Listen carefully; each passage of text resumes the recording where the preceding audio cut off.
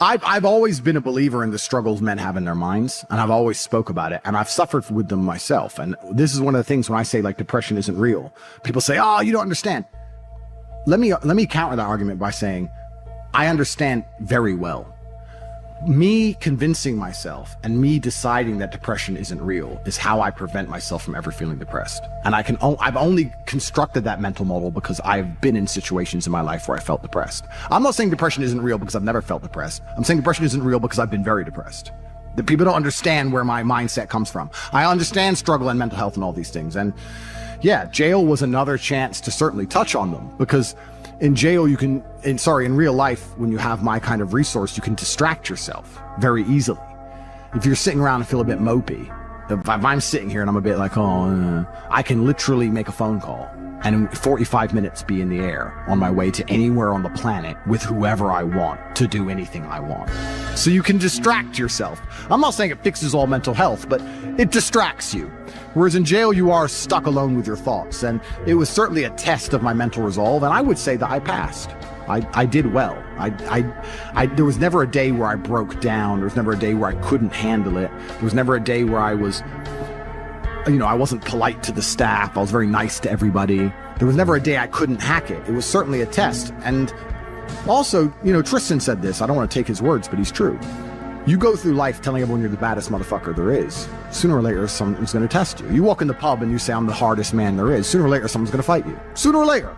And life's like that. You want to be the top G and you want to go through life and say, I'm the top G. Then God's going to say, well, we're going to see if you deserve to call yourself the top G or not. We're going to put you in a Romanian jail cell. And we're going to leave you there to rot. You're not going to know how long you're in there for. And the biggest mindfuck is I thought I was going to be in there for years. I had no idea. Everyone's telling me years. I thought I was going to be in there for years. So maybe God was just seeing, he was watching me and he was having a look and saying, you want to call yourself top G? Let's see. And I like to think I passed the test. So it is what it is. But yeah, I agree with you. In terms of mental struggles, yeah, they exist for all men. And I also think that's one of the reasons I'm so large. I talk about those things a lot. I talk about those things a lot with men, and I help men with them. And I try and say to men overall that life as a man is pretty shit. And you're going to feel shit for a pretty large percentage of the time. But you're only going to ever escape that if you just perform regardless. You have to perform when you feel bad. As a man, you can't say, I will perform when I feel good. It doesn't work that way because our heads are too complicated and life's too complicated. There's too much on our shoulders. We have too much stress and too much pressure. Our heads are fucked. You have to be the kind of person who says, I perform regardless. I didn't miss a single day's training. I didn't miss a please. I didn't miss a thank you. I'm not saying I was happy. I'm saying I did exactly what I was supposed to do.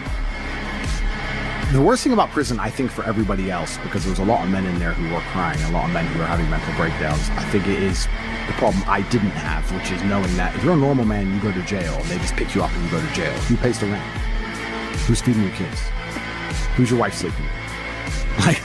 Life gets hard for all the external things you could no longer control, things that were your responsibility. I was lucky I didn't have those problems. And when I spoke to people, most people's issues were things that were happening on the outside. And I felt really good knowing that my life is set up in a way where even if I'm plucked from it, it operates. And I set that up because I thought they were going to kill me. Even to this day, if they shoot me right now, everyone around, everything would be okay. I don't have to exist for my life to function. So that was fantastic about jail. The worst thing about jail, I mean, the cockroaches started off really bad, but after a few days, it's amazing how quickly you get used to cockroaches just in your bed. You're just like, just kick them out the way. That was kind of bad. But not knowing when I'm going to get out, that was bad. Having my name slandered all around the world, that was bad. Not knowing how people are reacting to it. Like my first month in jail, I didn't know if people believed this garbage or not. I had no access to the internet. I didn't see anything. There was a lot about it that was hard. But I have to believe it's going to make me a better person. Why else did I go? What did I go for? To waste 3 months? To stare at a wall for 3 months? Is that why I went to jail? No, I must have gone to jail to become a better person. I must have learned something. I have to self-analyze and find the lessons and pick it out. And I think a lot of people don't do that with all the bad situations in their life. Regardless of whether you went to jail or a woman left you or your business failed, whatever it is, you need to analyze the entire situation and say, okay, what can I learn? There's a big pile of shit here, but there must be a little bit of gold inside. So I've just tried to look at it as a massive learning experience, and perhaps that's a coping mechanism, but I've found a lot of lessons which I'm implementing, and And there's a very strong chance they're going to put me back. Not because I'm guilty, because I haven't done anything wrong, but because I'm currently in the middle of a judicial system. I'm in the judicial system of a country. I don't truly understand the language. I don't understand the judicial system. I don't understand the charges against me. I don't understand how any of this can be legal. I don't understand where it's come from. I don't understand the evidence they believe they have. And here I am stuck in this process, and who knows how it's going to end. There are moments in your life that you feel overwhelmed by life, by people, by your own circumstances, by struggles. We all get knocked down in every aspect of life. Life has a way of humbling you. Life will make you shut up. Life will mute you. You're going to feel awkward and stupid and dumb sometimes. At times you won't want to come out the house. At times you'll be feeling bad and don't know why. What's wrong? I don't know. Just leave me alone. You will cry. You're going to fail, and you're going to be in your head. You're going to be saying, I'm not good enough. But it's okay. It goes with the territory. It's a part of the deal. The real challenge of growth comes when you get knocked down. You got to get messed up sometime. You got to get dirty. You got to get your feelings hurt. You got to get disappointed. You're going to ask somebody for some money. He going to tell you no. That's just dirt. How you handle it, that's where the growth takes place. You want to take responsibility for your life. I got me here. I can get me out of this. If somebody came and knocked you down, there ain't nothing you can do about it. But if I come back a week later and you're still on the ground, we got a problem. You can decide that you're going to change, that you're not going to be a wimp. The way you were born, what happened to you is not your fault. But doggone it, you still on the ground after 20 years? See, you get tripped out because you got dirt on you. But you need dirt on you to develop. If you get knocked down, there's nothing you can do about it. But getting back up has every single thing to do with you. Don't you give up on your dream. Don't you do it. Don't you do it. Don't you do it. See, you get mad when haters come your way. You get mad because you get a setback. You get mad because they talking about you. That's dirt. You are not the only person that's been through a divorce, boo. Get over it. You're not the first one they let go of. You won't be the last one. The question is, what you gonna do about it? I'm not going to be a volunteer victim. You can decide that you're going to stand up to life. I just need you to identify what your pain is, and then I need you to ask yourself what you're gonna do about it. And maybe you've been knocked down in your life and it seems like, hey, the fight is over. It is not over unless you quit. You can permit it to let it hold you down, or you can decide, I'm not going to let that happen to me. You have a choice to either give up or get up. You got to get gritty, man. You got to develop some dog in you. You can decide, I'm going to work on myself and develop myself. I'm going to empower me. You have to learn to turn and look at every obstacle as an opportunity. I will not give up. Every time I get knocked down, I will get back up and I will succeed.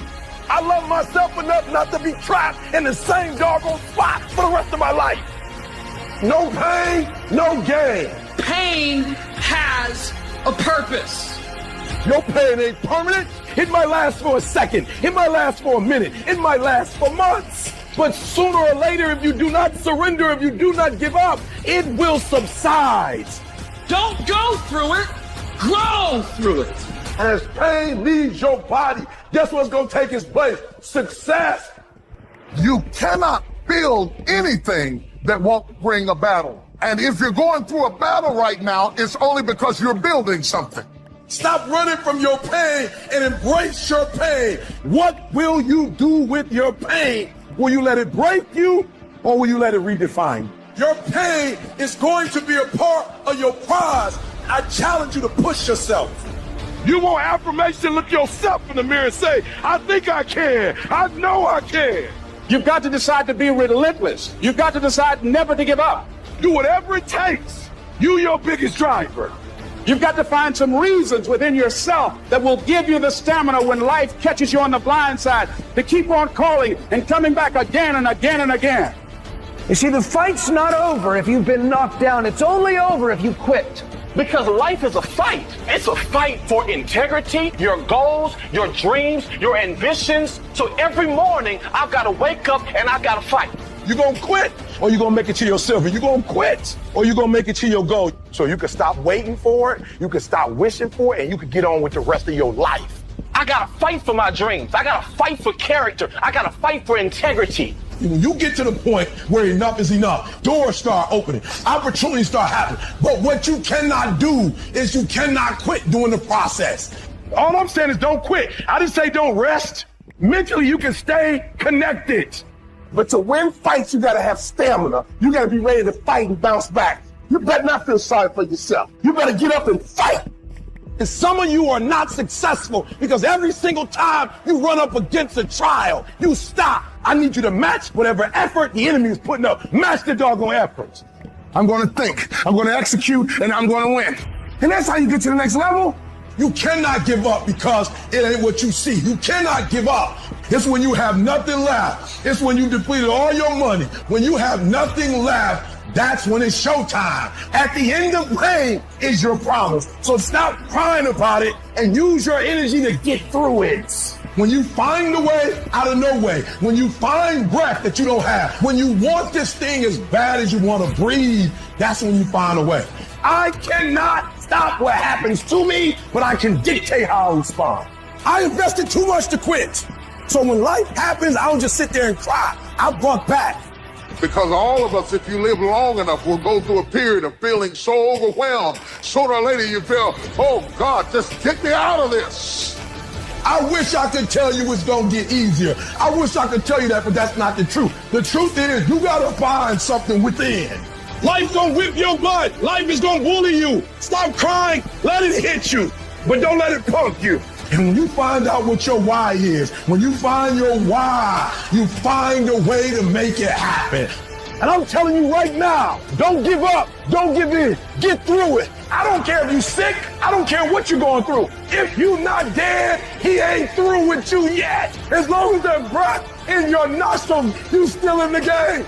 You're gonna be here one day, but you'll never get here if you give up. As long as there's breath in your nostrils, you still can win. And finally, guys, you gotta wanna succeed as bad as you wanna breathe. And you will promise me that from this day forward, you will not be defeated. Somebody holler, I'm not dead yet. Don't count me out. I may be sick, I may be crazy, I may be confused, but I'm not dead yet. Some people live in the cemetery of their failures. And I want to say to somebody who's fallen, or everybody hates you, and everybody walked away from you, don't live where they left you. Nudge somebody and tell them I will not die here.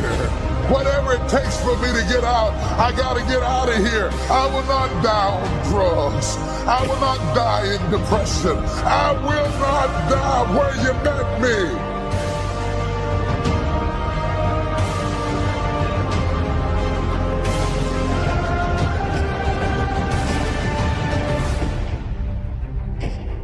Number one motivating thing for me, and I'm just being honest, was I was sick and tired of being poor. My mother was poor, my father was poor, my brothers and sisters were poor.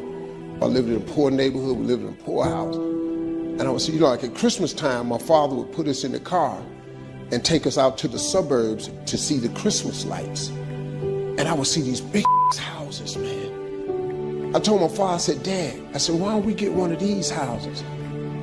He said, boy, I ain't got no money for this kind of house. He said, but if you work hard, you can make some money, you can buy you one of these houses. My motivation was to buy a big house so I could put up Christmas lights. And I always dreamed of buying my mother and father a real house. And before they died, I was able to do all of that. You have to find a dream that's so big that it overwhelms all of your fears and causes you to never give up. Always go to something bigger than yourself. I'm wondering if you've been defeated because you have been giving yourself wholly to something that was too small to hold you. Are you trying to take a bath in a bowl?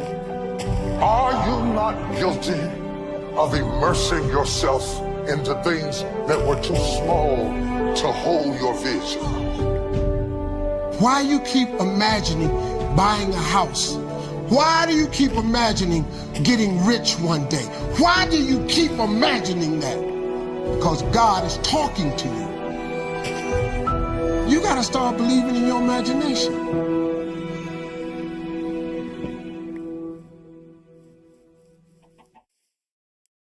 Living this great life, you're doing everything you're supposed to do, but deep inside, when you look in the mirror at night, you know you are sad.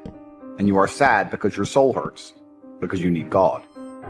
When God becomes your ally, then no mortal man is worth fear or even respect. I will destroy any mortal man on the planet. I fear one person, and that is God alone. So God just broke your heart on purpose to show you that the way you're living your life and the man you are simply are not good enough. What have you changed since? You need to get up and work so hard that even in the eyes of God, he is proud of you.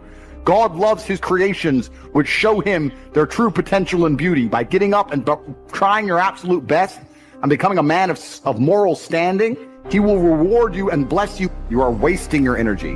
Heartbreak is unlimited motivation. If I was heartbroken, I'd be in the gym every morning. I'd be a beast. I'd be running. I'd be working. I couldn't sleep.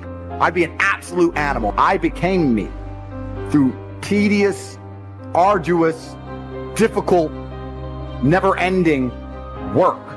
You're failing God. If you were the best version of yourself and you were waking up every day trying your absolute best to be a unique and special individual, then you would not be failing God any longer, and he would not plague you with this bad luck.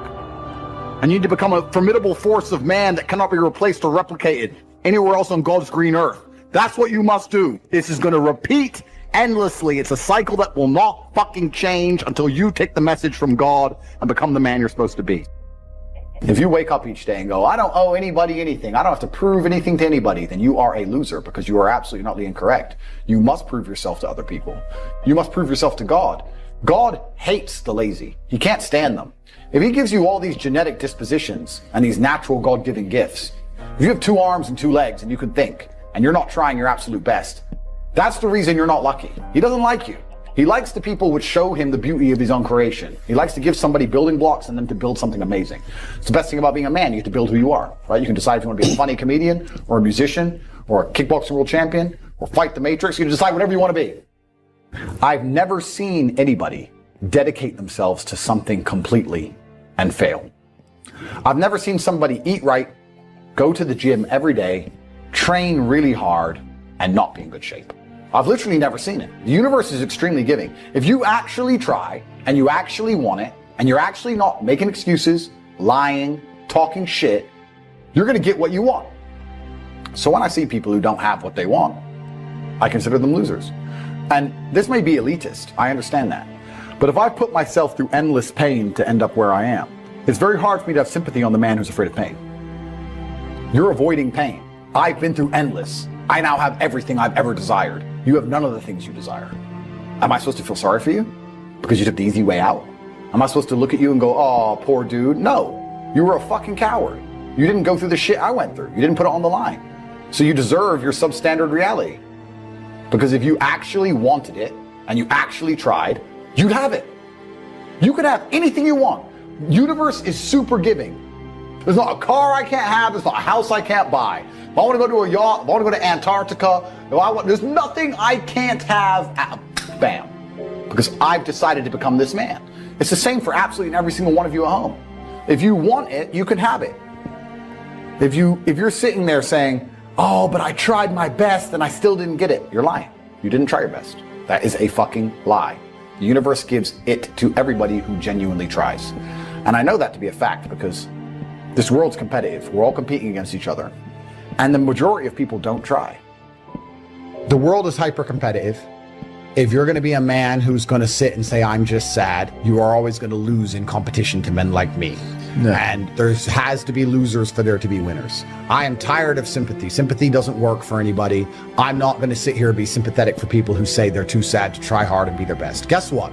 Perhaps I was sad every time I did exactly what I was supposed to do and trained anyway. Perhaps I was afraid when I fought anyway. Perhaps I was tired when I worked anyway. This is how you get ahead in life. I don't have a fucking ounce of sympathy for these people who sit here and say, well, I feel this way, so I can't. Then don't do it. Stay down there. The winners are at the top, and the winners at the top don't give a shit about how they feel. We wake up and we perform regardless of how we feel day after day. So if I'm going to ignore my own feelings, I'm certainly not going to take into consideration anybody else's. Yeah. Why am I going to ignore how I feel and make sure I'm constantly performing regardless, flawlessly, and then sit and go, oh, but he doesn't feel good, so he's allowed to fuck up. No, you are not. You're not allowed to fuck up to your ancestors or to God or to yourself. You have to perform.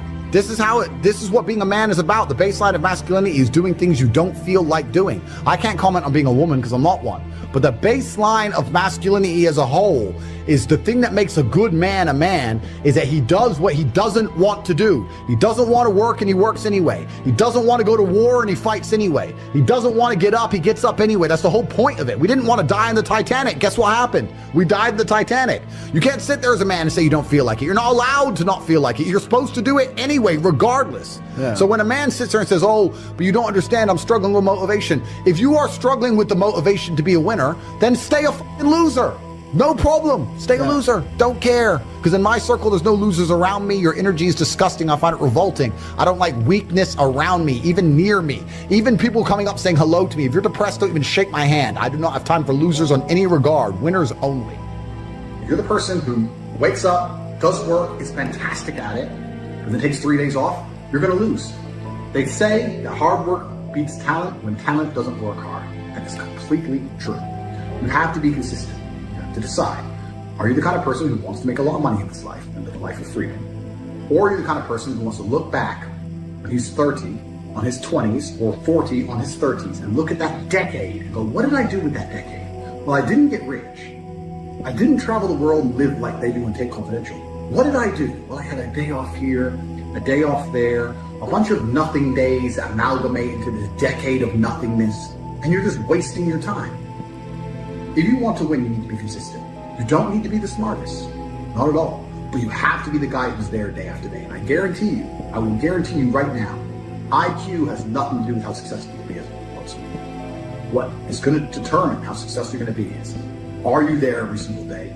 Are you doing what you're supposed to do day after day? I can also apply this to sales. I knew guys who were terrible on the phone. Back in my day on sales, you used to have to call companies. I was smooth, I was the best. We had some other guys who were smooth. They'd land a deal, go buy a nice car, whatever, take a few days off, take it easy. We had people who were terrible.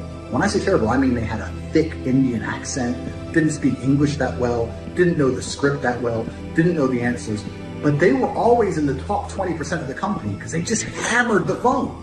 They just were on it. They needed to feed their family in Bangladesh. They didn't give a fuck. They were just calling.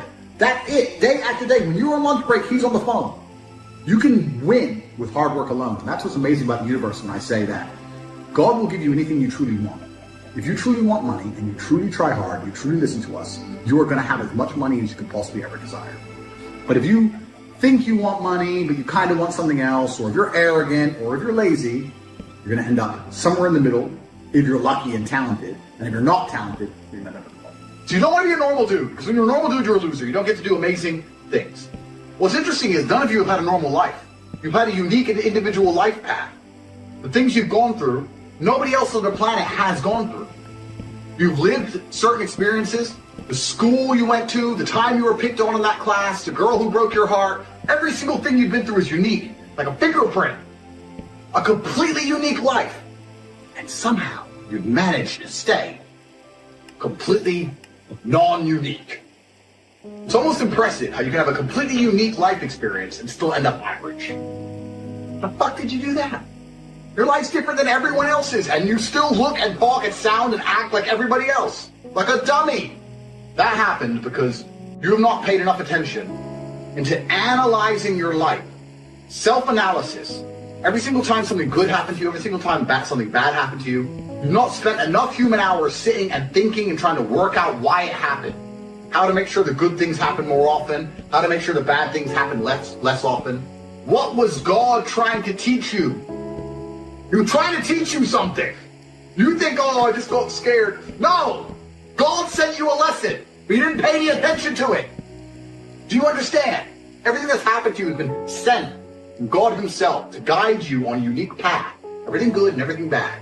And the point of the unique path is that you end up a unique person. But you are failing. God is unhappy because you're not trying hard enough. God hates the lazy. God wants people who try.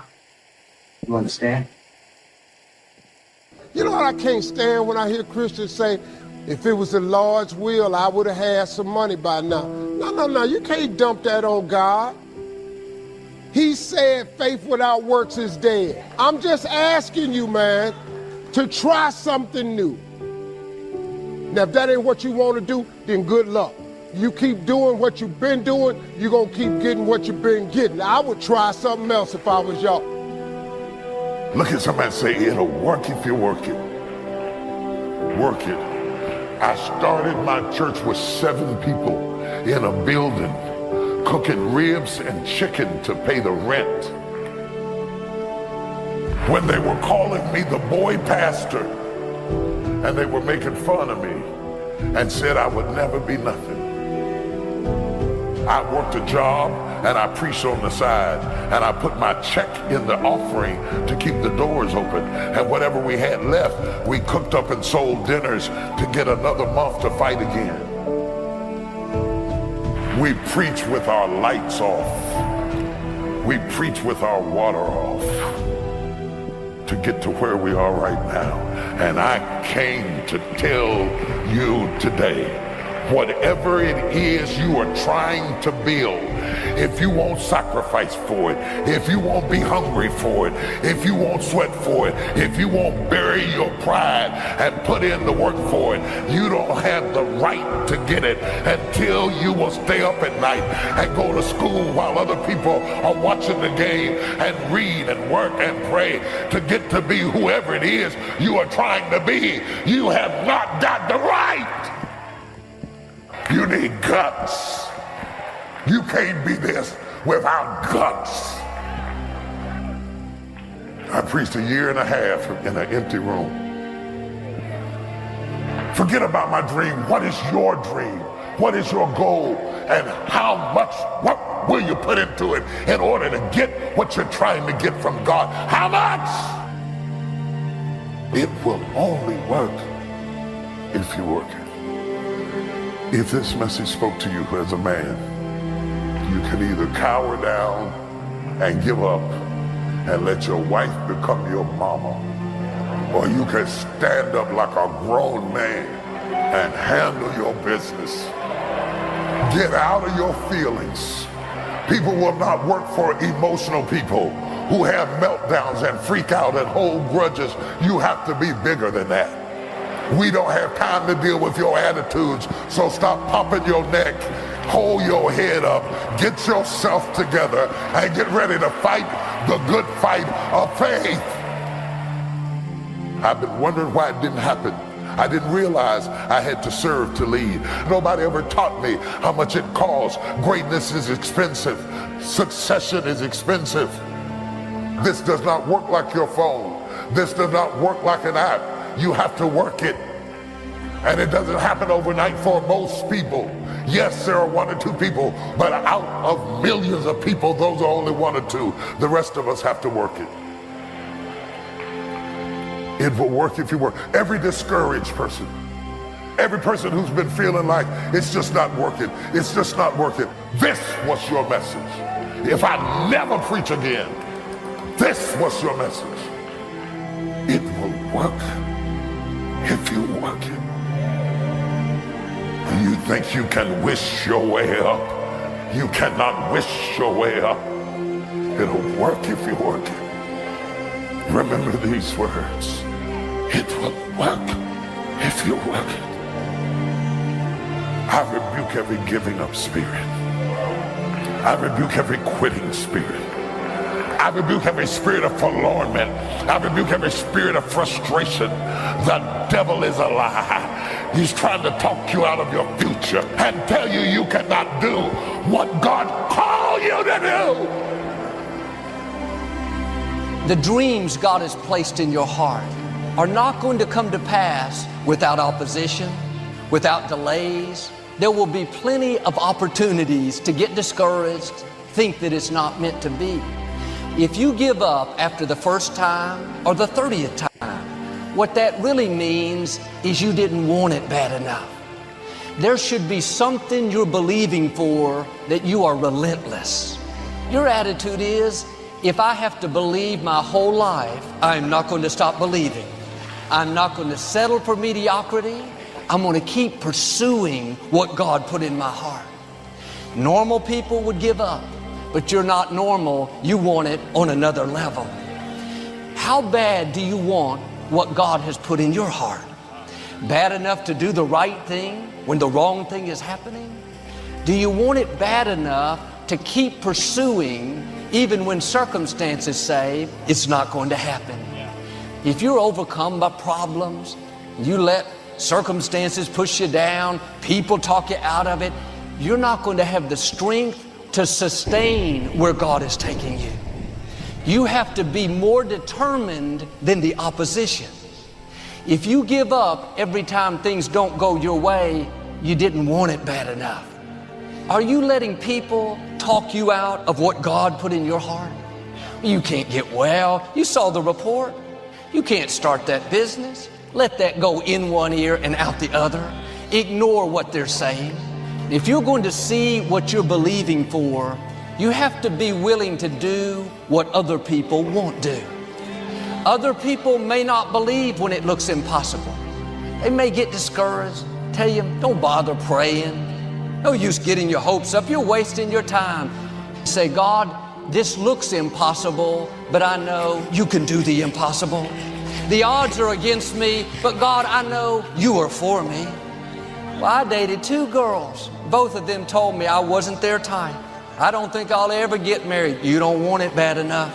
There are several million other girls out there. How bad do you want to get out of debt? Bad enough to not buy things you can't afford? Bad enough to honor God by tithing your income? How bad do you want that promotion? Bad enough to get to work early? Bad enough to take that online course to sharpen your skills? How bad do you want your children to stay on the right course? We don't think twice about having to get our children up for school. Their schooling is incredibly important, but I could argue that their spiritual life is even more important.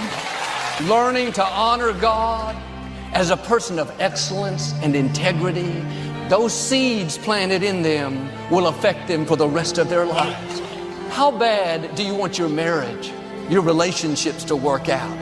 Bad enough to clean up a mess that you didn't make? There are new levels in front of us, but much of it depends on how bad we want it. You can pray, God, help me to feel better. God, I'm always so tired. Are you eating right?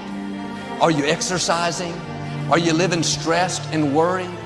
Then God will do what you're asking.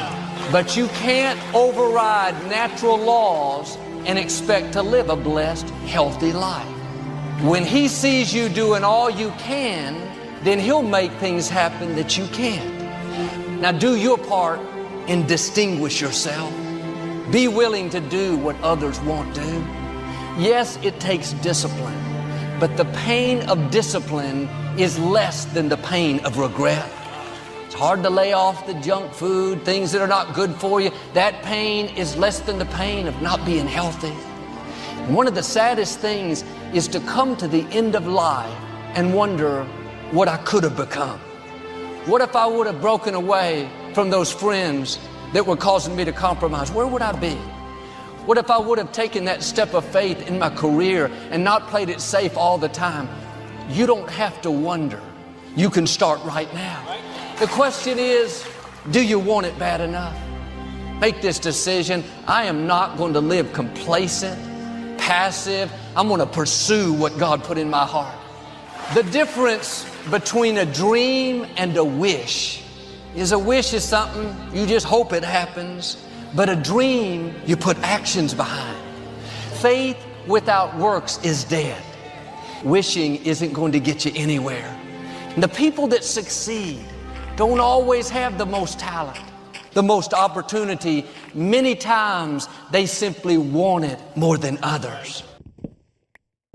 I think that a lot of people don't understand that it's all of the challenges and struggles that's going to make them, it's either going to make or break them. I don't read studies very often, but I was sent a study about stress from somebody. It's probably the best study I ever read. And it's talked about the placebo effect of stress. And it said that they took some of the most stressed people in the world, CEOs, etc. And the ones who believed that stress was really bad for them were dying earlier because of the cortisol inside of their blood. And they said stress was really bad for them, they were having heart attacks. But the ones who believed that stress was good for them and it made them perform, I perform under pressure, stress is good for me, they were living longer. So the same drug inside of their blood, how they framed it inside of their mind had different effects on their body. So from that point onwards, even though I already thought this way, I knew I was the right way. I knew it was the right way to think innately because I've done pretty good in life that way. But this confirmed it. Every time I feel stressed or under pressure, I get excited. I hate to not be stressed. I wake up and I'm like, everything's fucked. Good. Yes. Like, that's just how I am, right? But it's how you adopt, it's how you look at the problems and how you use them to fuel you. So the question was, what's the problem for the average man today? What's the biggest problem? I think there's a whole host of problems. But what you have to do is frame it inside of your mind and understand that all of those problems are going to allow you, give you the fuel and the unlimited motivation that you need to become a successful and beautiful individual if you frame it in the right way. If you take a man and give him a life shielded from problems and he never has any to face, I guarantee you he's terrible at being a man. The best men in the world have gone through shit. That's why women love scars, because it didn't kill you. That's the whole point of it, right? So the best thing you can do as a man is look and go, okay, this is hard, this is hard, this is hard, this is hard. I feel negative because these are all so difficult. I'm struggling with X, Y, Z. Let me internalize all of that and turn it into a superpower. Let me become genuinely uncomfortable with my situation in life and go and fix things. Because, like I said, the universe is absolutely and utterly very giving. And if you truly hated being in the position you were in, you wouldn't be there very long. So I think that the number one problem with the world today and the biggest problem that men face isn't the problems themselves. It's just the way that they've been taught to mentally frame issues. People think when bad things happen to them that somehow they're a victim to the universe and bad things only happen to me and this is so terrible. They don't understand that bad things happen to everybody, and the most successful person you know had all those, probably maybe even worse, at least the same bad things happened to them. They just framed it differently and used it. That's the difference. So I don't pray for an easy life. I pray for a life of difficulty that allows me to become a better and better person. I pray to become more competent to handle problems. I pray to put myself in a position where if the mass media machine attempts its very best to destroy my life, I can laugh and smile from my villa in Dubai. This is who I pray to become. I don't pray that nobody hurts me. I pray to be able to fight. So it's just a different mentality. Where did that mentality come from?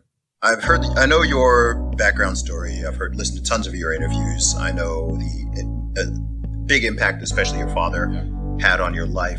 Was there a single, or were there a handful of pivotal moments for you where your mindset just shifted? I know you've talked before about being young and seeing people driving by in flashy cars and it annoying you and not annoying the people around you, but I'm really curious to know where the Tate mindset came from. It's a good question. I think a lot of people build their mindsets around trying to feel good. So that's why we were talking earlier about people who want to ignore the idea of personal responsibility or self-accountability because they feel better if they pretend it's not a real thing. They feel better if they pretend everything's someone else's fault. A lot of people's mental model and how they view the world is based around them feeling as good as possible. So when you sit there and talk to somebody who has the mask on and they refuse to believe the elites are laughing at them, it's not because they can't comprehend the ideas. It's because they feel better if they don't believe that they are a clown to the elites. I feel better if this is really all innocent and it's really all about a disease. So people are they're basing their mindsets around trying to feel good. I have always tried to base my mindset around absolute competence regardless of how I feel. And there are certainly disadvantages to that. There are times you're going to be a lot more pessimistic, or you're going to be a lot more stressed, or a lot more, pissed off about certain things than others. Yeah, that can be seen as a downside. But like I said, I use all of those things for unlimited motivation to propel my endless upward trajectory. But if you construct a mindset that allows you to be as competent as possible, as opposed to feel any different or feel better, then you're going to naturally come to the conclusions I've come to. You're as competent as possible if you believe you can affect absolutely everything about your life. You're as competent as possible if you believe absolutely everything that's happened to you, whether good or bad, is completely your fault. You're as competent as possible if you believe the bad things that happen to you are going to allow you to work harder and become even better. When bad things happen to me, the first thing out of my mouth is good. Good. Andrew, they took $10 million out of the bank because they canceled you. Good. Good. That's just my response. Good. Andrew, this happened. Good. Good. Now I'm really pissed. Good. like this mindset I've constructed allows me to be as fearsome a competitor as possible. It allows me to be a feared opponent in any realm of human endeavor, and that's the point of a mindset. Why would you have a mental model or a mentality that made you anything less? In the ultra competitive world that we've just discussing that everybody wants the things you have, why would you absorb information or construct a mental model that doesn't allow you to be as competitive as possible? I am a feared competitor in anything I do. Anyone who's up against me at anything is going to feel a degree of nervousness just because it's me. It doesn't matter what it is. If you say, look, you're going to go learn how to play piano and you're going to play against someone else who's never played piano and you're going to learn, and that guy's Andrew Tate, you're going to be like, oh, for fuck's sake. I can't even play piano. But part of them is going to be like, oh, not Tate. Even though I have no piano experience, because they just know me. They know my mindset. They know my determination. They know I'm stubborn. They know I don't quit. They know I'm going to win. That's just who I am. So I've constructed a mental model that allows me to be competent and to always succeed. And that's how I've come to the conclusions I've come to. And I truly, once again, don't understand how people go through the world with any other mental model. I get asked all the time, well, what do you feel? Or what about happiness or depression? That doesn't even, how I feel doesn't cross my mind. I don't know how else to explain it. There are days where I'm pissed off or sad or happy. It doesn't cross my mind. It's just like, I woke up, whatever mood I happen to be in, I have things I need to do. It's a busy day. Zuby's here soon. I need to go training before he gets here. I had a meeting with the bank at 7:15 a.m. I have shit to do. Like, I didn't cross my mind if I was happy, sad, excited. I just had to work. So I think my mental model, to a degree, I'm certainly not a person who doesn't feel emotions, because we're all human. I certainly do. But I've never prioritized them in any regard. I haven't built a mental model that affects, I haven't put them in the middle of my mental model and then affected my actions based on how I feel for each one. It's absolutely and completely the opposite. I would love to do a podcast on a day where I'm particularly sad and a podcast on a day when I'm particularly happy. And I guarantee you wouldn't be able to tell the fucking difference. So that's what allows me to be competitive, right? Because if you're competitive, if you want to be the most competitive predator on the planet, you have to be able to hunt in the day and the night. You have to be able to do both. You have to be able to perform when you're happy and sad. You can't only be able to perform when you're happy. You can't only go to the gym when you're motivated. You can't only be a competent person when your life's going well, because when your life's not going well, you're no longer competent. Then you're going to lose to people like me. And it's player versus player. If you're the kind of person who can only do well when you're happy and you're competing against someone like me who can do well all the fucking time, guess what? You lose.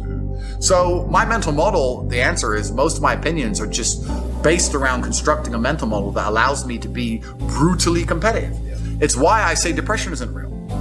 I've argued this point endlessly, and I try and explain to people, but they're not smart enough to understand that I don't care if I'm wrong.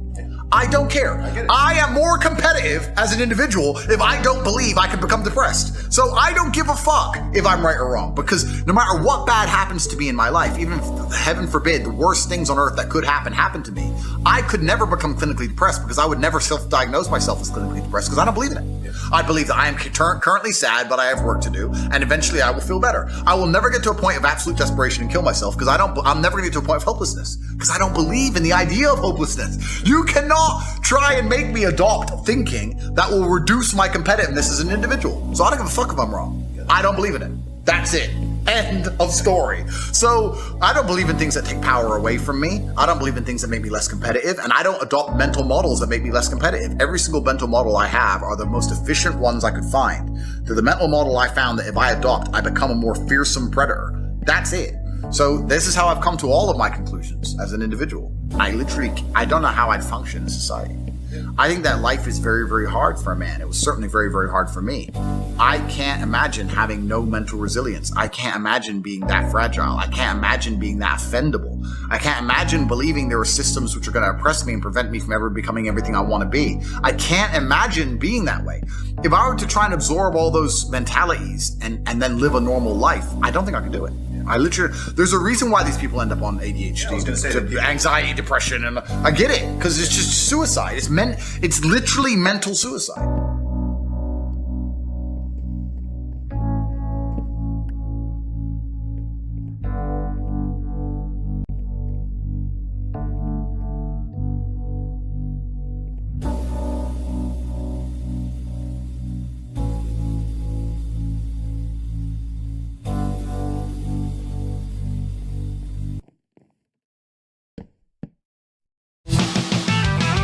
Do you have a little bit of a system you can share on how to make money? I know we've got cobratate.com. We'll keep shouting it out. But any tips for someone who's ready, but they don't yet know the how? Completely. So we teach it inside of the real world, of course. I keep mentioning it because it's so important. But there are 3 keys, I believe, to making money. The word of the day. First one's perspicacity. Most people go through life and they do not pay attention. I've said this before and I want to stick by it because it's so important. You need to pay attention to every single time you spend money because you cannot make money. You're not the Federal Reserve, you're not a government. Governments make money. All of us take money from somebody else or a business or a government. We take money from other things. So the easiest way to learn how to get good at taking money is to pay attention to every time someone takes money from you. So next time you buy a coffee, don't just buy the coffee and drink it and think nothing of it like every brokey. Don't do that. Say, okay, why am I buying this coffee? Okay, I want a coffee. All right. Why am I buying here? Well, this is on my way to work. Is there any competition around? Do I also want breakfast? Do they sell breakfast? No, they don't sell breakfast. They could probably make some more money if they're selling breakfast. Anyway, I walk in, there's a long line. Why is there one member of staff? I'm low on time. I'm about to leave and not buy the coffee. They're about to lose money because it's taking too long. Most of the people in this line are businessmen. Why is there not a cute girl behind the counter? I bet if they paid a cute girl a little bit more, they'd still make a bunch more money because people would come in here to talk to her. Think.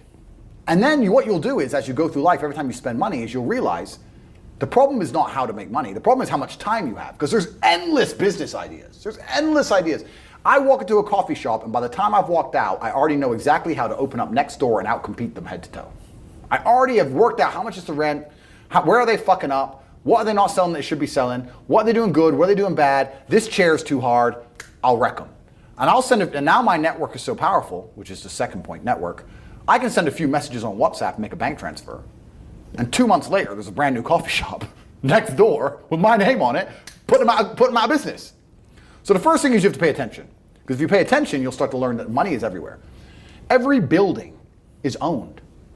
These are skyscrapers, bro. Billions. Every apartment nowadays is a million. Million. You drive down a street in London, you're driving past trillions of dollars. There's money everywhere.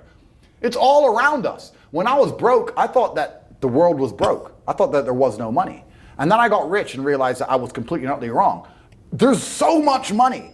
It's everywhere. If I go to try and buy a plane or a jet, they're always sold out. My yacht is a fucking 6-year waiting list. I want a Bugatti, they launch it, the email comes to my email address, 2 minutes later, gone. Like, there's so much money. If I want a diamond watch, or a $1 million watch, or $1 million Rolex, you can't get this stuff. There is so much money out there. Once you get to a certain echelon, you realize there's money fucking everywhere. So there's plenty of money in the world. People with no money are just not very good at taking it. So you need to start paying attention. It's the first thing. Second thing is network. It's hard to make money if you don't know anybody who has money. If you sit in a room full of ice cream experts and all they talk about is ice cream, how to make ice cream, the different flavors, how to store it, how to move it, how to sell it, even by accident, if you hang around with these people long enough, when someone asks you a question about ice cream, guess what you're gonna know the answer. You're gonna say, you know what? That's because it's pistachio, and that needs to be 2 degrees higher than chocolate. And you're gonna look like a smart ass. So if you sit in a room full of people who are making a bunch of money, everyone understands this. Your network is your net worth. You are the sum of the 5 people you spend the most time with. Everybody understands this. And then they still hang around with fucking losers because they're dummies. You're right, I am the sum of the 5 people I spend the most time with. Anyway, this is my friend Nick. He's so funny when we go drinking because he gets really drunk. Losers. I don't talk to anybody who is not winning. Everybody whose phone, every phone call I will answer, if I answer a phone call, it is from a winner. I don't talk to losers. Everyone I talk to is rich. Everyone I talk to is making money. Everybody. If my entire reality is full of multi-millionaires making money, how am I not going to make money? And this is why network is so important, is because it's the same reason that wolves hunt in packs. If you're a lone animal, you have one set of eyes. But if you're a pack, you're watching every single angle, every single side. Perhaps I might miss something. I'm as perspicacious as possible. But one of my friends identifies that the war in Ukraine is going to change and the Russian ruble is going to pump. And you can make a bunch of money on a Forex trade, for example. I may have not noticed, but he'll notice. Now I've made a bunch of $1 million for getting a text message, right? Because I have friends who are paying attention. All of us are paying attention. So your network is super important. That's another thing. We'll go into this because I have something called the War Room, which is also on corporatetape.com. I'll let people read for themselves. But that's my private network. And we specifically talk about money and a few other things. But that's is that like more like a mastermind? It's the real world's how to make money, and the War Room's what to do with money, if that makes sense. Yeah. It's all on corporatetape.com. I don't want to get off track, but it's there. But second is network. And third, it's to identify the reason why you don't have as much money as you want so far. And there's one of 3 reasons. You are either lazy, stupid, or arrogant. Those are the only 3 reasons anyone is poor. And you have to identify and choose which one it is. The majority of people are not the one they think they are. The majority of people are the one I'm about to say at the end. So let's start with lazy. There are a lot of lazy people. The unfortunate reality about money is that you are competing. So it's player versus player. It's like anything in the world. If you want that beautiful girl, so does everyone else. You have to win the competition. You want that car, you have to get it first. You want that money, everyone wants that money. You have to compete. It's competitive. Business is competitive. You are competing against people like me. You're competing against people like the people in my network. You're competing about people who only talk about money, who understand money very well, who operate in jurisdictions all around the planet, who are extremely well connected, who know things before you know them, who have mass influence and mass power and mass resource. You're competing against me. This is what you must understand. You're not waking up going, I want to make some money. You're competing against people like me. You're competing against billionaires. You're competing against hedge funds. How did these hedge funds keep growing? Where are they getting that money from? From the brokies. They're robbing you. They're robbing all the poor people from the pension fund, dummy. That's where they get it from. This is who you're competing against. So the competition is absolutely and utterly fierce. Understanding that you're a man with a small pistol up against a mighty army, if you want to add a little bit of laziness on top, you're fucked. So when I say people are lazy, they go, I'm not lazy, I work hard every day. You work 8 hours a day? You work eight? The fuck? If I'm awake, I'm working. I'll be driving my Bugatti Chiron through Dubai, working. I'm texting at the same fucking time. I don't take a second off. I don't take a minute off. I don't relax. I don't rest. I don't stop. I don't chill. None. Ever. I'm either asleep or at work. That's it. Second I wake up, I check my phone, I begin working. I go to the gym in between sets, I am working. I'm online working the entire fucking day until the second I go to sleep, I am at work. That is all I do. And you are at home competing against me, and you want to watch a movie tonight and then say you're not lazy. You're fucking lazy, and you're gonna lose forever. That's laziness. Next is stupid. I don't think many people are actually too stupid to be rich. You can be below average IQ and still get very rich. A very small percentage of people are too dumb to be rich.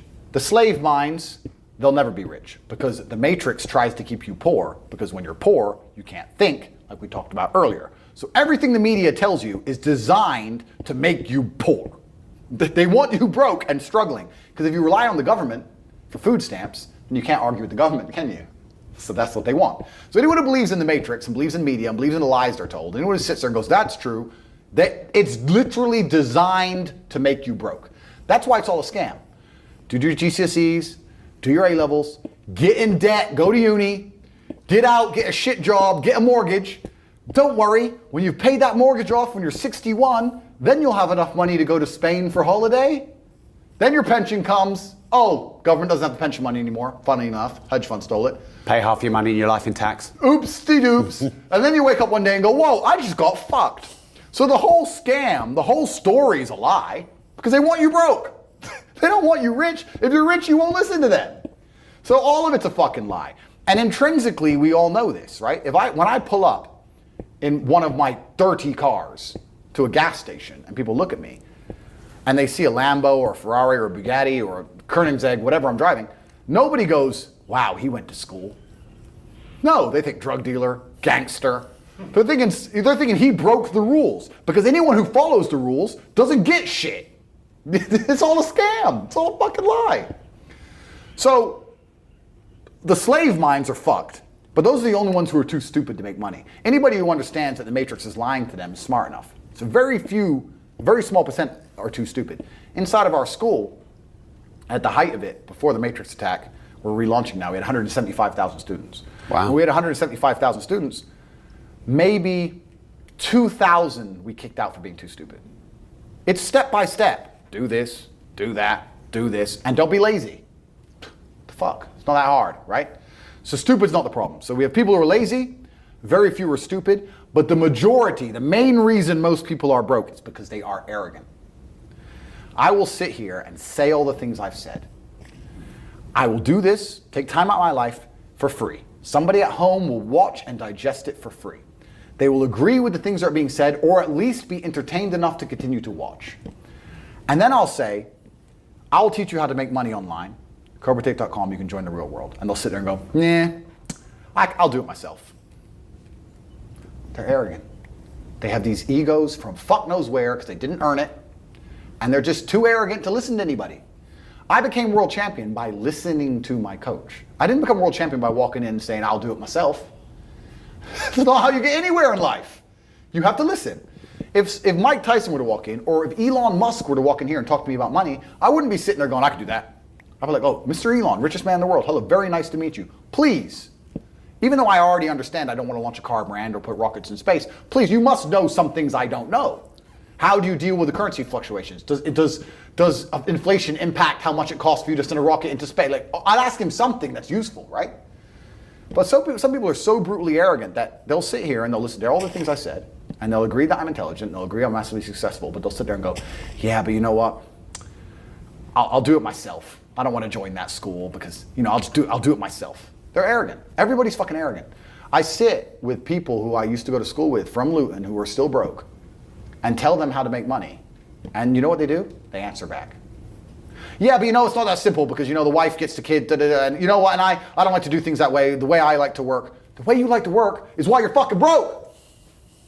So what the fuck are you talking about? You just sat here and wasted 10 minutes of my time. I told you how to take your business of painting and decorating or whatever the fuck you're doing and make a serious amount of money, and now you're telling me the way you like to work? Then stay fucking broke. The fuck you want me to do? What level of arrogance? But this is people. They'll sit with a multi-millionaire and tell you their view. Oh, I think that know when you're out qualified and accept it and learn. That's what we all do. I can't play piano for shit. If the piano teacher walked in here and said, this is what you do, and I said, well, I like to move my hands this way. What kind of dumbass? But this is the arrogance people operate under. So I'd say 20% of people are lazy, 20 to 25%. A large portion of the world are not lazy. They're actually working exceptionally hard, but they're doing the wrong thing. 5% of people are too stupid. So say 25%, 5% is 30%. But 70% of people are brutally arrogant, and this is why they are poor. That's the truth. And how did you make your first million? Good question. I've talked about this already. It was an unorthodox strategy. I've talked about it at length, so I won't give the whole story because it's too long. But I identified a gap. I identified a market. I approached the scenario and the situation extremely professionally. And I worked exceptionally hard. And I made my first $1 million. So my first millions came from owning a webcam studio. So I saw a little advertisement in the corner of a web page saying, talk to live girls now. I've never been a porn guy. I'm not interested in that shit. But I was like, that's interesting. I know some girls who need some money. Boom, boom, boom. I put together this apparatus, extremely professional. No fucking sexual misconduct. No Dan Bilzerian. No threesomes. Nothing. Very professional. 50-somes if it's down. Very professional outfit. And I used all my business knowledge and all my life knowledge, and I applied it. I worked 22-hour days, I would say. I got to the point where I was so tired.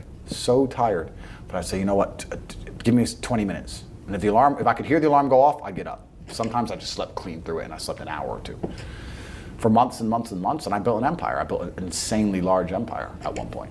I'm completely out of that business now, but how did I do it? As in, did you sell it? I didn't sell it, I just closed it all down, I moved on. I started making a bunch of money and I found other opportunities. But how did I get that opportunity? Perspicacity. First thing I said, pay attention. I paid attention. I looked at the girl. I'll give you the coffee shop example. This is what I did. I clicked on that advert. I saw the girl sitting there, miserable, waiting for a customer. I thought nobody's going to buy from an unhappy bitch. The men who are paying her are trying to escape an unhappy life, or they wouldn't be doing this shit. So When I got my girls online, smile. Happy girls get paid. That was the token. That was the slogan. Happy girls get rich. Joking. Ha ha ha. Who's you gonna pay? You're gonna pay the girls like, yeah, having a blast. So I paid attention to the competition. I saw an opportunity, just like the coffee shop. So all the things they did wrong. The room was messy, camera quality was shit. There's the basic stuff. The way the girl acted and interacted, all that stuff. And I applied it all by paying attention countless hours watching everybody else, finding the way to do it better, just like with the coffee shop, and I did it better. So I was absolutely and utterly perspicacious, and that's how you make money. And I did it with that, but I could have done it with anything. And now I do it with everything. The story of me sending a text message via my network and having a coffee shop is a true story. I've been in there maybe twice. I don't even go.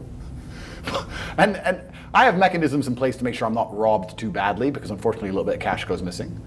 But everything's in place and it makes me money. I don't think I've even drunk my own coffee. I identified, I put together a list. It needs to be like this, like this, like this, like this, like this. I have competent people who work for me, which is very hard to find, but I do. They understand to follow the doctrine to the doctrine, and I'm getting money into a bank account. That's it. And you can do that with literally anything if you have a strong network and you pay attention. You can do anything. Even podcasts. We're doing a podcast right now. You guys are already big and successful at this. I'm telling you, you can look at the biggest podcasts in the world and still see what they're doing right, what they're doing wrong. That's the game. That's the game. And then you have to outcompete everybody else. That's how. And what's your net worth now? You know what's? It's kind of funny because was that that's the shittest question so far on this show. No, it's I don't actually really know, because they say if you don't know what you've got, they say if you know what you got, you ain't got much, and it's so fucking true. I don't know how much that coffee shop is worth. I know what it makes me roughly a month. I don't know what I could sell it for. I can guess now, like if I would put a 6 times multiplier on it, you know, I could guess. But then, what am I doing for every property? How much are all my properties worth? Fuck knows. Different than when I bought them. So the price has gone up, down. I don't even check. Don't know. So how much all the property worth? I can guess. How much the business is worth? I could guess. How much is my brand worth? If I put my name to something, it sells. I've been offered $50, $60, $70 million to sell junk to children, which I wouldn't do because I have too much morals. How much is my brand worth? I'm the most Googled man on the fucking planet. God knows. Like, I couldn't guess. I would guess that because there's different metrics of measuring the value of, say, a business, sometimes they'll put a 3 times multiplier on it, sometimes they'll put an 8 times multiplier on it. Let's put it this way. Hustlers University, 175,000 students, was doing about $13 million a month profit. That's an online educational company. Online is the future. Education is the future. It was seamless, fantastic. It outcompeted Oxford, Cambridge, everybody. It was the best school on the planet. Not just because we had 175,000 students, because we retained 175,000 students. That's the key. 175,000 people were making more money than they invested each month. There's no other platform on the planet that can do that. We had no competition. There was no other online digital learning platform that was even 1% as close. We were the largest online digital teaching platform on the planet. And everybody wants to make money. So everybody wants to join. Male, female, rich country, poor country. That's $13 million a month that was doing. So what's that? $120, $130 million a year? 8 times multiplier? What's that worth? 800 million by itself? Like, depending how you want to estimate it, I can sit here and say I'm worth $200 million or $1 billion. I could be a billionaire with net worth for the things I own, things I'm in control of. Depends on how you want to analyze it. So the reason I side is because I don't have a clue how much money I'm worth. I don't know. I know that if I want shit, I get it. I know that the world is effectively free now. I'm at a point of money where I never ever contemplate the price of anything ever. The whole world, the only way I can explain being ridiculously rich is that everything is completely free. So if you want something, even 1%, even if you want something a little bit, the cost is 0% consideration. So I have 30 cars. I tried to stop at 10, but the car owners know I'm going to buy them, right? So they decide to launch a new Lambo, and they text me and go, "Hey, new Lambo." I don't even ask to see a picture. I'm just like, okay, because I'm not going to notice the money going missing. So why not at least? I might only glance at it for 3 seconds. I may never even drive it. I might just go, "Oh, yeah, it's all right." That's worth the money to me because the money is worth nothing. So the whole world is free. If I want coffee, it's like I buy and do things like the same way a person Not even buys a coffee, like a penny sweet. It's just like, oh, fuck it, all right. It doesn't mean anything. I can't explain it. I don't have a clue how much money I've earned. I don't know. That's the answer. I don't know. I just know I can have whatever I want. Hey, before you go, if you want to watch the full uncut interview with Andrew Tate, no holds barred, like you've never seen before, you can watch it here. And before you go, make sure you like the video, subscribe to the channel and turn the notification bell on. And remember, if you don't risk anything, you risk everything.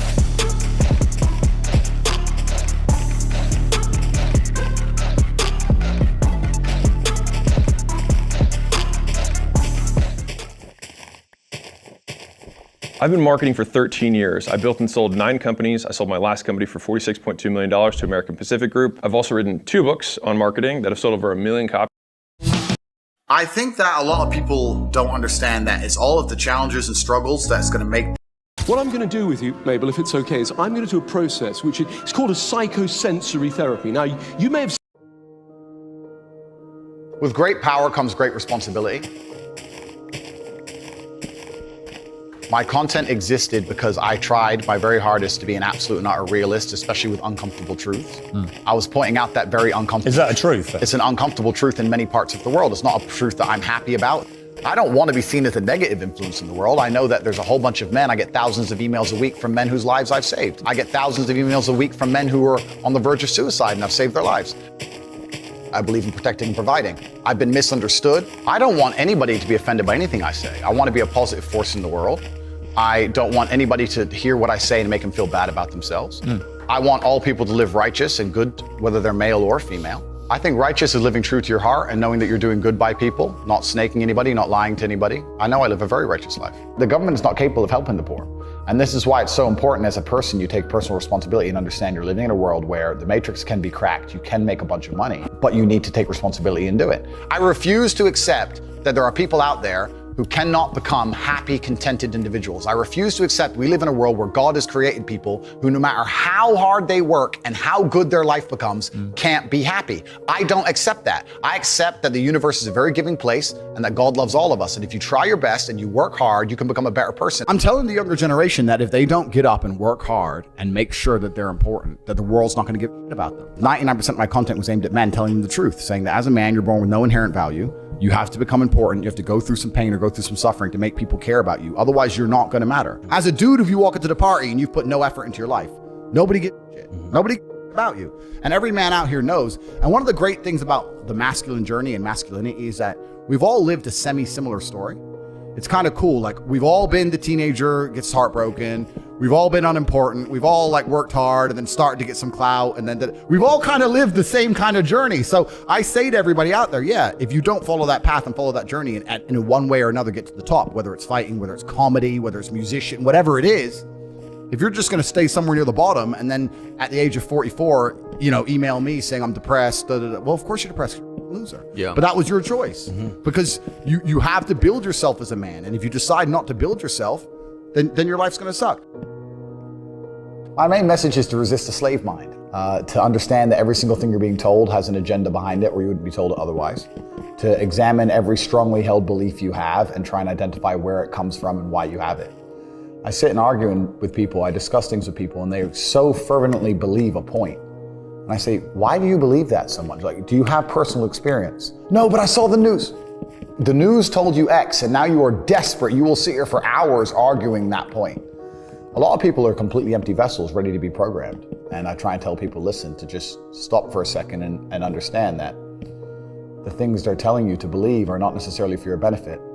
The people who make the rules don't make the rules for the benefit of everybody. They make the rules for the benefit of the people who make the rules of the game. So telling people to resist a slave mind and just be critical thinkers, keep their brain open, pay attention to things, be perspicacious, that's the general theme. And it doesn't matter whether you're left, right, liberal, man, woman, etc. It's just think for yourself. That's the general message. I believe men and women are a beautiful union. I think we're slightly different, but when we work together, we're the most powerful force in the world. And I certainly believe that men and women, when they work together, is the most beautiful force on the planet. So of course I believe in men and women. Of course I believe in love. Of course I believe in marriage. Of course I believe in family. Okay. I believe in marriage in the traditional sense. I believe a man has a duty to stand up and be a real man. I believe that the problem with the world today that we are facing is that not enough men are sticking to the age-old ways of masculinity. I believe that me standing up and saying a man must protect a woman and provide for her, so he needs to make sure that she's safe. He needs a degree degree of authority. I believe women are sovereign individuals and they can make any choice they so desire.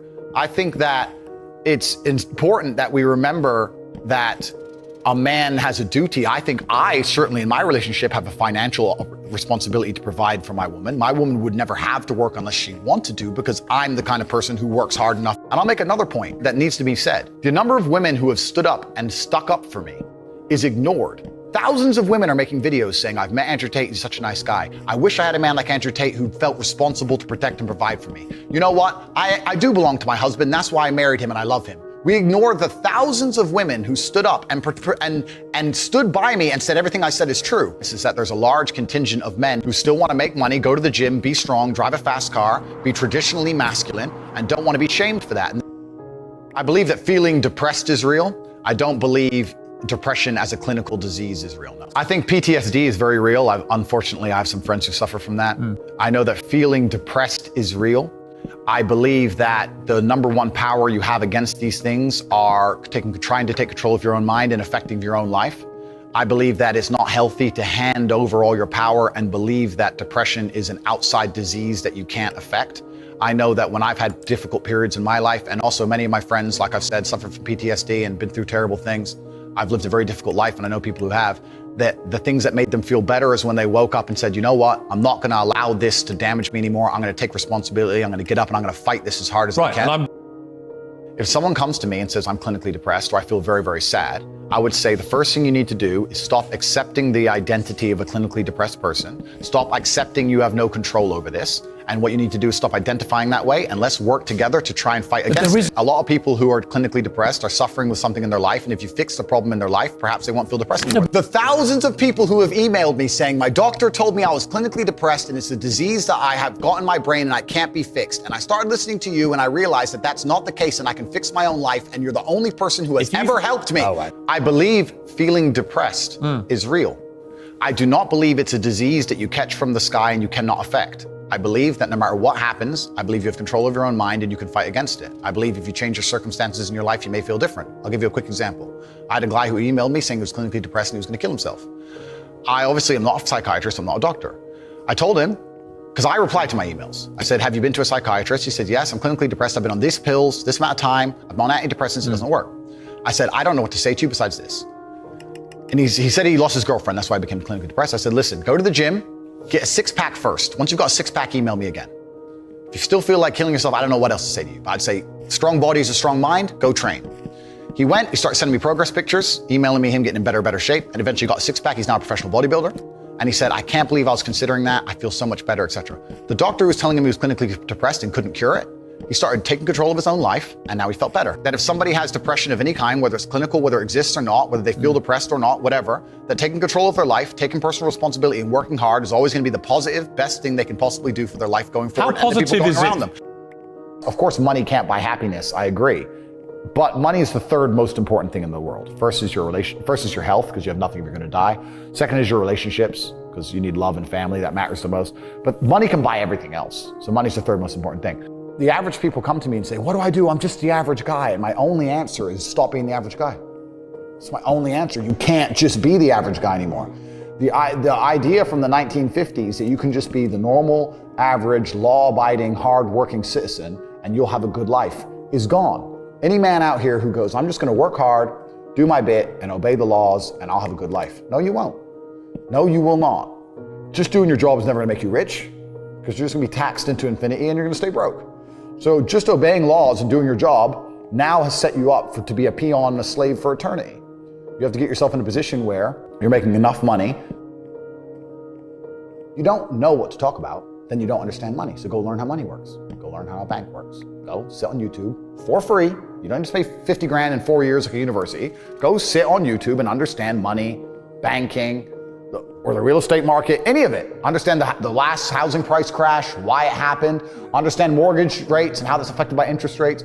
Understand it, and then go sit with someone else who understands it and talk about it. People should, even if they haven't got a penny in the world, should be going to these meetings about real estate, about investing, especially if it's cheap, they should go. Just meet other people who at least have money. Have conversations about money, talk about it. How are you gonna get what you don't talk about? And yes, the cycle of precipitation, right? So A cloud comes, it rains, it falls down to the ground, it goes under the ground, whatever, goes into a stream, it moves into the stream, goes to the ocean, evaporates again, up into a cloud, floats somewhere else, falls down again. It's always moving. That's how money is. People think that money is in these large, stagnant pools hidden in people's bank accounts. That's not really true. Money is constantly moving all the time. And if you can find a way to get in between it and stand in the right place at the right time, you're gonna get wet. I think that's the new modern way to view the world. It's an attention economy. It doesn't matter what you do. If you're getting attention, you'll make money from it. One habit that people need to adopt, and this is a habit I had for a very long time, and I've actually recently cleared it from my brain because I've reached a point where peace of mind is worth more than money. But every single time money is spent, you need to identify how your money was taken from you. And I say taken because money can't be made. Money is taken. Because the only people who can make money are the government. So if you're a government, you can make money. You can print it from thin air or a bank. But if you're a person, you're not making money. You're convincing other people to give it to you. You're taking money from others. So every single time you spend money on anything, you need to identify how it was taken from you. When you go and buy a coffee, don't just go buy the coffee and sit down. Sit and say, why did I buy this coffee? Okay, I really wanted coffee. Yeah. But then why did I go into this store and not that store? Is it better advertising? Does it have less of a line? Do they have seating? How did they convince me to come in here? How much did this coffee cost? 6 quid. What's the profit margin on that? Probably £5.50, £5.80 probably by the time. The cup probably costs more than the coffee. The coffee is just water. How did they convince me to spend £6 in this place? And when you sit there and analyze and you all start to learn little lessons about business, you'll learn about the importance of the signage. You'll learn about the importance of there being no queue. Yeah. So that if you ever run a business, I'm telling you, I say with my business, my people all the time, faster. All the time, quicker. Yeah. Like I have a couple businesses that are physical. I'm like, I don't want to see a line. I don't want it to see empty because it looks bad. So when there's lines, you work fast. When we're down to 1 or 2 people, you take your time, you talk to the customer. Right. You keep it so there's like always one person at the thing. Like manage the line. Like people don't think about this stuff. No one's gonna sit and wait in a long queue. Maybe some idiots will, but people like me won't. We got shit to do, right? My time's worth money. I'm not gonna stand and wait in a line. So you have to identify how your money is taken from you. If you start doing that with every single time you spend anything ever, you're gonna start to identify business opportunities and you're gonna sit there and you're gonna have coffee and you're gonna go, you know what? They could have sold cake and they didn't. Could I outcompete this place? Let's imagine I had the money to start a coffee shop right next door. How would I outcompete them? Well, I'd have cake because they don't have cake. Also, most people in here are businessmen. And the guy serving some dude. No, we need a cute waitress. His ass is fired. We need a chick. Put a chick here, put some cake in.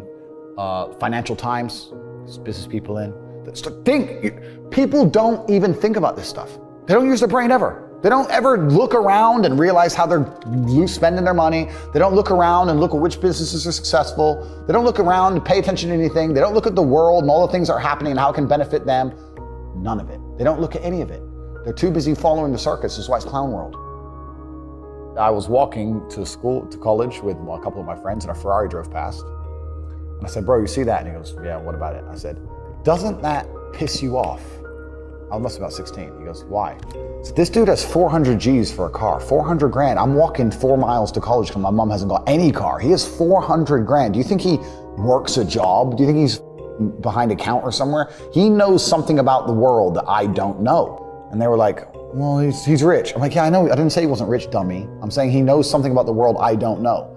And I was intrigued and it angered me. I couldn't sleep for weeks. I was pissed off. Every time I saw somebody with genuine money, I understood that everything I was being told and taught and they were trying to make me believe just simply wasn't true. I was like, none of these people are getting these things by following the path that the system is trying to make me follow. And everybody intrinsically knows this. If you go to if you're at a BP, you're at a petrol station, and I pull up in my Lamborghini, nobody goes, wow, he went to school.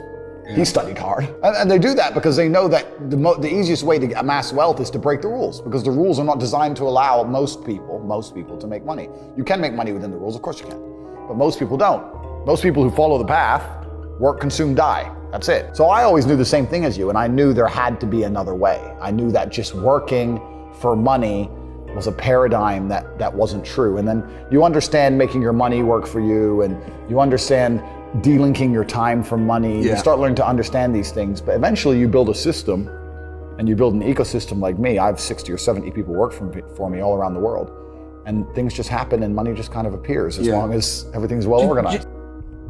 I mean, in my experience, like imagine if I didn't have all this money and I had to go get a job again, I'd get a sales job because I've always been a salesman. And I think that's a very important life skill to have, to be good at sales and to deal with the stress and have a commission-only environment. But I don't know if they even teach sales in university. Yeah, it's all garbage. They don't teach anything important. They just teach anything. They teach things that are going to keep you inside the slave mind. And they want you to go to school and then go to college and then go to university and get in debt. And you have to be in debt so that now you have to work. And you're working and you're in debt, and then they want you to take on more debt if possible in the form of a mortgage, which a lot of people do, which we can talk about because I know you're the property guy. Yeah. And then you're in debt now, and once you're in debt, you can't really quit your job, and it's very difficult for you to leave the country. And now they can hold things over you. That's the goal. It's all about control mechanisms, and the system is very well designed to make sure that people are conditioned to obey. It's very hard for the average person to say no to anything. Unless you have millions and millions and millions of dollars, it's very difficult to even have an opinion on subjects. That's the thing about being a man, and that's what I was saying to the kids. It's like, look, you need to get up, and it's gonna be very, very difficult. The world's getting harder and harder, especially for men. It's all clout, it's all status, there's no way you're gonna matter unless you get up and you work extremely hard. Should young men aspire to work very hard, have no criminal record, become multi-millionaires, protect and provide for the women close to them, be sovereign so they can stand up and have their own points of view in face of cancellation, be able to not be mentally intimidated when they go on national TV and there's traps set up for them? Yeah, I believe that confident, strong men who stand up and protect and provide for women are a good thing for the world and a good force for the world. And I don't think that I put a magic spell on anybody. I think there's a whole bunch of men in the world who understands my value. And if men grow up to be like me, you're gonna have a whole bunch of people with no criminal record, dedicated athletes, who protect and provide for the people close to them.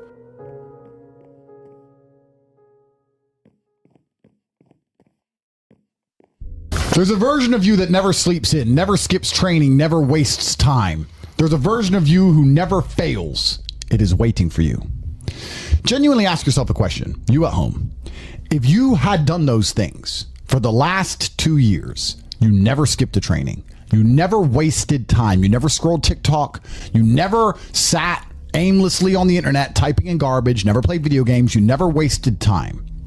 You never skipped training, you were training every single day. You never slept in, you were never lazy. There's this version of you. Imagine the person you would be. Genuinely imagine what you would look like.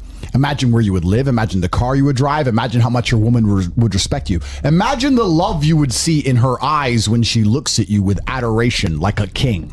Imagine your existence. That person is waiting for you. And the only thing that's stopping you from being that person is your monumental laziness. You can have it. The universe is very giving. It will give you anything you work for. I've never seen somebody try for something with all of their might and not get it. The only people who do not have the things they want are the people who do not try for them. I've never seen a person wake up and say, my only dedication in life is to solve a Rubik's Cube and fail. You are not stupid. You are not incompetent. You are lazy and arrogant. It's extremely important you understand that that person is waiting for you and you are declining that version of yourself. In the multiverse, in the many different versions of the universe that exist, there is a version of you that does those exact things. And he is a greater person than you can even fathom. You can transform yourself into that guy. You can be a top G. That's exactly what I did. I knew who I was going to have to end up being before I became that person. My brother and I are not from rich families. We are not from advantaged beginnings. But I knew I had to be a big, strong, fighting billionaire. That's what I knew I had to be. Discipline is the key to success. If you cannot force yourself to do something you don't want to do, how are you ever going to put yourself through the suffering required for greatness? If you cannot force yourself to train when you do not want to train, if you cannot force yourself to work when you don't want to work, if you can't force yourself to not log into Pornhub or force yourself to eat right, how can you possibly ever become a monumentally successful person if you cannot control yourself long enough to do what must be done as opposed to what you feel like doing? The only people who get to live their lives based on how they feel are women and children. Children can cry because they feel like crying, as can a woman. A woman can start an argument because she feels like arguing, as can a child. A man must do what he is supposed to do irregardless of how he feels. That is the key component to masculinity, is discipline. If you do not have the discipline to dedicate yourself to anything, you are going to fail and be crushed by the people who can. If you only go to the gym when you feel like going to the gym, you're never going to be as strong as the people who go to the gym when they don't feel like going to the gym.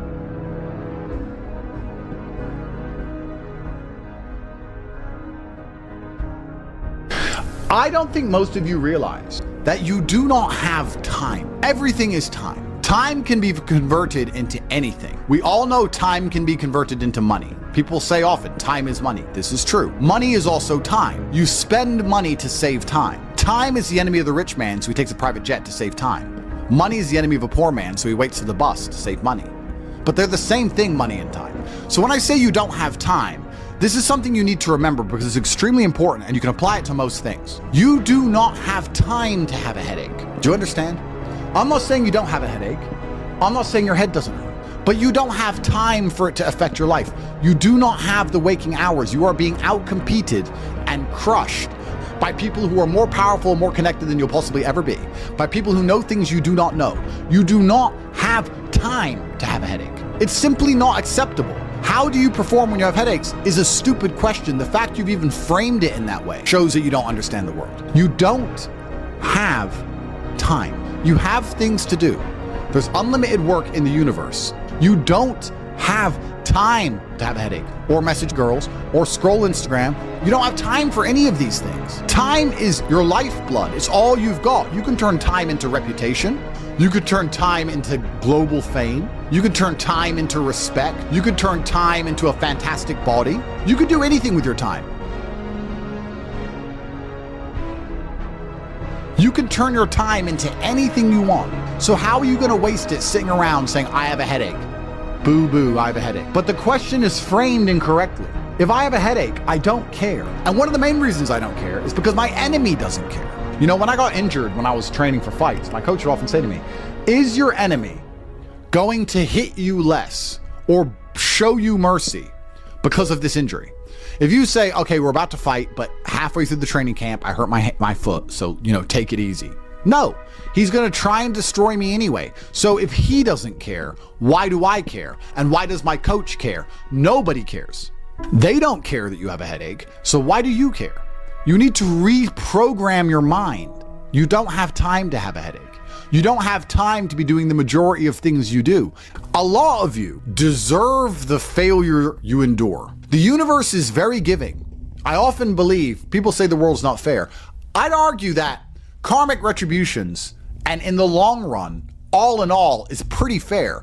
Karmic retributions are real. In the end, God gives you exactly what you deserve. So if you're not happy with your life, you have to ask yourself, do you really deserve more? Have you really tried 100% of the time? Did you ignore that headache? Are you as competent as you could possibly be? Have you given 100% every time you've done anything? No. You deserve what you have. You deserve your mediocrity because you're an average person. You want a Lambo and these women and a boat and whatever else you want because you see it on Instagram, but wanting something and deserving something are very different things. If you truly deserved it, you'd be working for it in a way that ensures it would be given to you by the universe. Every single thing I've ever wanted, I have got. Maybe not instantly, maybe not easily, in fact, certainly not both. It was always difficult and it always took time, but I really wanted them, so I always got them. And I put in enough work to show God and show the universe I deserved them, so he gave them to me. I cannot remember a single time, and I state this as a matter of fact, this is not hyperbole, I cannot remember a single time I have ever decided not to do something that must be done because I had a headache, ever. Ever. It is easier if you enjoy it, because you do not struggle with lack of motivation or lack of interest. For me to say you could honestly be world champion at something you hate is a lie. You can, however, be competent at things you don't like. You can be very good at something you don't like doing. To be the best in the world, you probably have to fall in love with it. But the way you do anything is the way you do everything. And you can fall in love with the idea of being good in general. So anything I do, I don't want to be bad at. I either don't do it or I try my very best all the time to become extremely good at it. I don't see the point in doing anything and being mediocre or being bad at it. What's the point?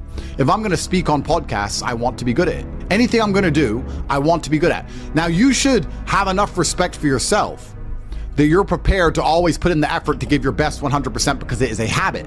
You should always give your best to anything you do. When you pick up a video game, you should give your best. Discipline is absolutely essential for success, and you need to get very comfortable and very used to the idea of understanding that on your path to greatness, there are going to be long periods of time where you hate what you are doing, where you are dissatisfied with the actions you must undertake, where you are tired, where you are stressed. That is why it is difficult. That is why most people won't make it.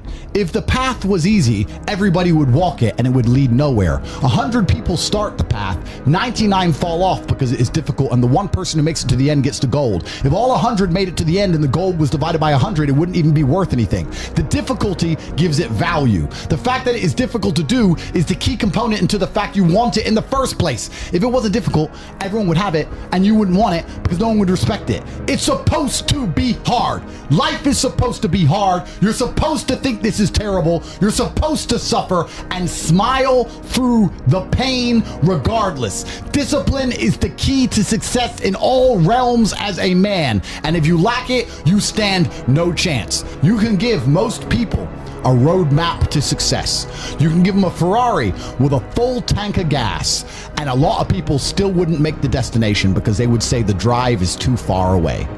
Quitters, they don't have the discipline. You can tell them exactly how to do it, you can give them the mechanism to get there, but they don't have the discipline to complete the drive and end up at the destination. That is the majority of Earth.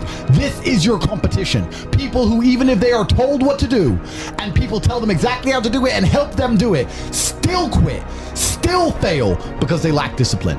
Even me, with my monumental powers, I can't make a quitter successful. It doesn't matter how good I am. It doesn't matter how easily I make it for them to succeed. It doesn't matter how compendious and concise and powerful the real world is. It doesn't matter how much I text them and motivate them, how many emergency meetings I do to try and talk to them and hype them up, how much motivation I give them. It doesn't matter what I do. If they are a quitter, guess what they're going to do? They're going to quit. Quitters are the number one type of people that nobody can help. If you're a quitter, I can't help you. Life can't help you. God himself cannot help a quitter. So if you lack discipline, you lack the very basic building block to any type of success which exists on the planet. By every single metric which can be measured with science, you are going to stay a loser and a failure. The way you do anything is the way you do everything. And it is a habit to be good at things. There's nothing wrong with just being good at things. To be the best in the world, you have to love it. That's true. But you're not going to love the majority of things you do. That's not realistic. The world's not going to afford you a life where everything you do you're in love with. In fact, you're going to end up doing a whole bunch of things you don't want to do. And the life hack is, if you enjoy getting better at things, then you can be doing something you don't want to do better than you previously done it, and now you enjoy doing it because you were more competent and more capable at said task. You are now better at said task. Every single thing I approach with vigor because I like being good at things. And that's not because I'm arrogant. That's because I have enough respect for myself, and more importantly, I have enough respect for the people I love to know that I need to be good at things. When my children, or when my women, or my family, or my people who rely on me, my brothers, anybody comes to me expecting me to do something for them, I need to have enough respect for them to know that I'm good at what they ask me to do. And if I don't know what they want me to do, or I'm not particularly good at it, I'm at least good at learning. You can become good at learning so that you learn things faster. Good at concentrating. Good at taking a scenario seriously. These are all basic life skills to go along with bravery.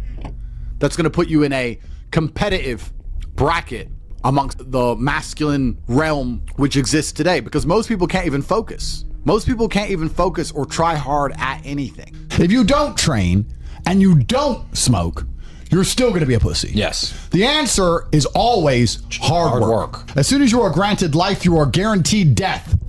What you do in between is up to you. You are all conscious. That could end tomorrow, that could end in 100 years. But the time between the beginning of your consciousness and the end of it is completely up to you. Training is never the wrong decision. If you're in jail, you should train. If you are free, you should train. If you are rich, you should train. If you are poor, you should train. If you smoke, you should train. If you don't smoke, you should train. If you drink, you should train. If you don't drink, you should train. You cannot escape that hard work is always the correct decision. There is no time in any scenario when working hard is going to be the wrong answer. You should always try your very best in all things. And what you often find with people who need to be motivated into things, because they're not disciplined enough to do things and not disciplined enough to do things properly, they'll go and say, I went to boxing training, as if that's all that it's about. It's not about going to the training. It's about trying hard in the training. It's about giving it your all. It's about dedicating yourself. You're going to give an hour up anyway. There's no reason to not try. Most people go through their entire adult life without trying 100% hardly ever. Think about it. Even when you go to the gym, you don't try 100%. You try 60%, 70%. You don't try 100% at home. What do you try 100% with? Do you really try 100% with work? Are you really moving that mouse as quickly as you possibly can? No, you're not trying. So you have people who have gone through life and are going through life without even giving 100% of what they've got ever. And it's interesting because we're entering the most competitive period of human history. So you need to get very good at everything you do, all of the time. Pain is an extremely important part of the equation. Pain is the elixir of success. When people say this bad thing happened to me and I'm suffering, I say good. It is pain which is required. It's one of the elements in the chemical reaction. If a chemical reaction requires 5 particular distinct compounds and you have 4 and you're missing 1, it simply doesn't work. Pain for a man is one of the most important elements in becoming successful. Batman is Batman because they killed his parents. If they did not kill his parents, he would not be Batman. You're supposed to suffer. You're supposed to take that pain. The worst thing that can happen to you as a man is you live a life with no pain in it. To be born into a rich family and have a nice easy life and be given money and you don't have to go to the gym and not have to train because you have bodyguards and sit around like a fuck up. You're going to be miserable and unhappy and a drug addict buying prostitutes. You're only going to have women who adore you. You're only going to feel confident in yourself and feel happy when you've been through hell and come out the other side. The pain is required, and you'll often notice that people who are better than you are people who have suffered more than you have suffered. So the person who is waiting for you, he requires your motivation. It also requires huge amounts of pain. So when bad things happen to you, do not sit at home